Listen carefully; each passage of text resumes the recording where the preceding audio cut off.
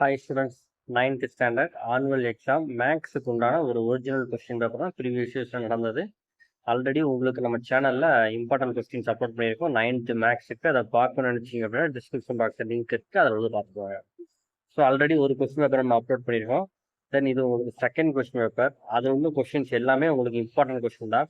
இப்போ உதாரணத்துக்கு இதில் நீங்கள் எப்படி கொஸ்டின் படிக்கணும்னு பார்த்தீங்க அப்படின்னா 15வது கொஸ்டின் பார்த்தீங்க அப்படின்னா n of P of A equal to 256 எனில் என் ஆஃப் ஏ காண்க.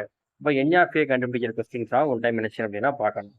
தென் பகுதியை விகிதப்படுத்தக்கூடிய மெத்தடு பார்க்கணும். விரித்தெழுது மெத்தட் ஒரு சமம் மட்டும் பார்க்கக்கூடாது. இப்போ பகுதியை விகிதப்படுத்துங்க 18வது கொஸ்டின் பார்த்தீங்க அப்படின்னா அந்த மாடல் ஒரு 5 கொஸ்டின் இருக்குன்னா அந்த 5 கொஸ்டினும் பார்க்கணும். சரிங்களா? அதே மாதிரி காரணிப்படுத்துக மாடல் இருக்குன்னா அந்த மாடல் இருக்கக்கூடிய கொஸ்டின்ஸ் நீங்கள் பார்த்தாலே போதுமானது.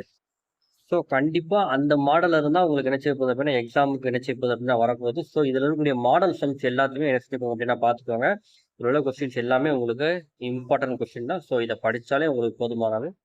இது போக நம்ம இம்பார்ட்டன்ட் கொஸ்டின்ஸ் வேறு அப்லோட் பண்ணியிருக்கோம். அதை பார்க்கணும்னு நினச்சிங்க அப்படின்னா டிஸ்கிரிப்ஷன் பாக்ஸில் லிங்க் இருக்குது, அதில் போய் நீங்கள் இம்பார்ட்டன்ட் கொஸ்டினை பார்த்து அதில் உள்ள கொஸ்டின்ஸ் ஃபுல்லாக ஒன் டைம் ஒர்க் அவுட் பண்ணி பார்த்துக்கோங்க.